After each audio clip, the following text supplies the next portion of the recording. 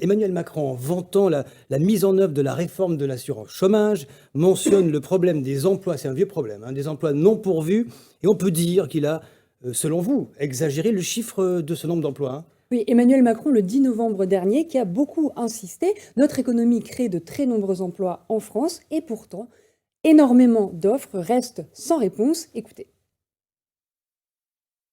Les centaines de milliers d'offres d'emploi disponibles sans réponse. Voilà, des centaines de milliers d'offres qui resteraient sans réponse. Le Premier ministre Jean Castex a même un chiffre plus précis, c'était à l'Assemblée nationale. Selon la Banque de France, c'est pas moi qui le dis, il y a plus de 300 000 emplois qui ne sont pas pourvus aujourd'hui.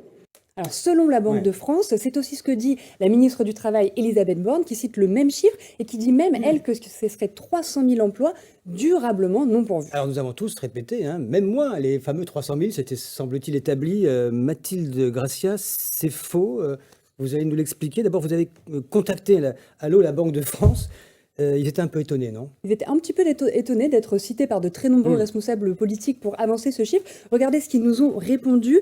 Nous n'avons aucune donnée sur les emplois non pourvus ou à pourvoir. Alors, d'où viennent ces 300 000 emplois? Eh bien, ils viennent en réalité de la DARES, qui est une institution donc, qui dépend du ministère du Travail et qui a calculé qu'au deuxième trimestre 2021, 265 000 emplois sont déclarés vacants. Mais si on regarde dans le détail, parmi ces 265 000, eh bien, il y en a la moitié qui sont des emplois nouvellement créés, donc récemment créés, ou des emplois encore occupés et sur le point de se libérer. Donc en réalité, les emplois qui sont réellement inoccupés, ce sont 130 000 emplois. Et généralement, la plupart de ces emplois reçoivent des candidatures. Donc on ne peut pas dire qu'ils sont restés sans réponse, comme l'affirme Emmanuel Macron. Alors pourquoi est-ce qu'ils restent non pourvus, hein? Alors selon une enquête de Pôle emploi donc de 2020, les employeurs dénotent principalement un manque de motivation ou un manque de compétences des personnels qui postulent. Et donc c'est pour ça qu'ils ne sont pas recrutés. Selon un sociologue à qui nous avons parlé, en fait, la quasi-totalité des offres reçoivent des candidatures.